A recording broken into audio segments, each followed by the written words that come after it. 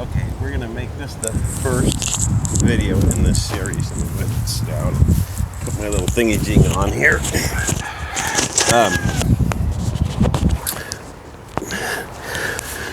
So as we're starting this with this brand new piece of ground, well, first it's kind of a challenge for me to do this because I'm used to wanting just to get in there and get the work done and make it happen. I have to. So it's new for this is new for me is to back up and then put it in words and orally communicate what I'm doing and why I'm doing it as best as I can. So you have to bear with me. We'll get better probably after a couple dozen videos. So the first thing that I did when I came in here before I started videoing, and then in the middle of the night I realized you better start videoing at the beginning so they could see the process. First thing I did is went in here, and this was after a rain, so the ground was moist.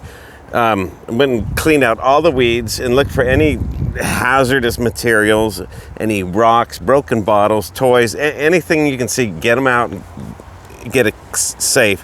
And then we got all the weeds and we piled them up in here.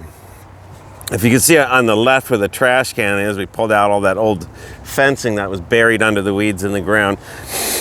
So once we get it cleaned up, because we're trying to make it a safe environment, afterwards, the next thing to do is we had a rain, so it was already moist. If not, you need to moisten the ground nice and deep, but you don't want it wet where it's muddy or you're sinking. You just want moist, and that makes it easier to work with and break up. Once I had it moist, all the weeds we had tilled them into the ground, and so that's why it's kind of loose right now. So that added a bunch of organic material into the ground. We have to think of this virgin ground as like your skin. It's a living organism and it needs to be taken care of. So when you put organic material in mixed into that soil, as it decomposes, it feeds all the microbiology, the earthworms and all the microscopic insects, and all that has a beneficial that's all beneficial to the next step, which is going to be the plants that we're going to put in.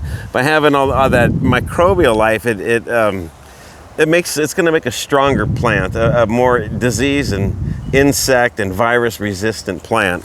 So the first thing I want to do now that it's been the ground's been loosened up, you can see out in the distance there's probably 10 or so wheelbarrows of old straw that's couple years old, and I have another load in my trailer, so we're going to fill this whole thing with straw, and then I'll spread it out as evenly as I can, and then I'll have Patrick's got a tiller here, so I'm going to let him work it in for me, and this is the same concept you want to do even with a small backyard plot, is get that organic material in here.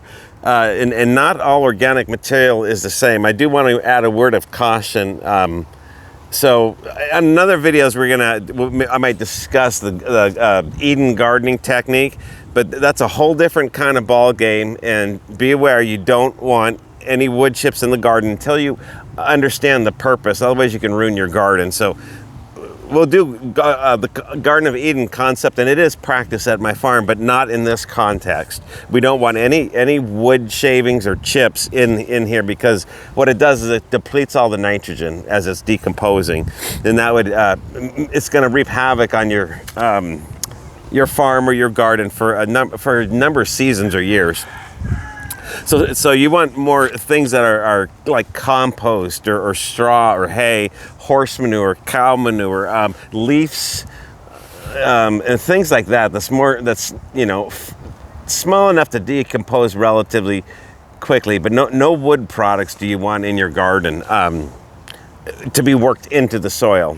So we'll discuss that on another video, and a whole other video will be just for wood chips, because I will be using them for multiple things, but that's a different subject. So now that we got all this organic material, which is going to be the straw, it's going to get worked in. Then we're going to, after that, it's going to give me a tilth. It's going to change the color of the soil. It's going to become rich and darker in time because of adding that.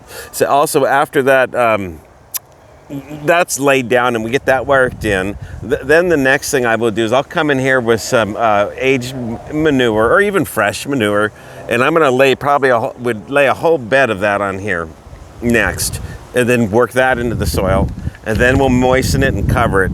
But that's enough for right now. Just getting your organic material into the garden, and I would figure, you know, easy a 2-inch solid bed of manure over the whole thing, worked it, and then work it in. But you want to loosen the soil with a tiller first, so it makes it easier to incorporate your compost fertilizers.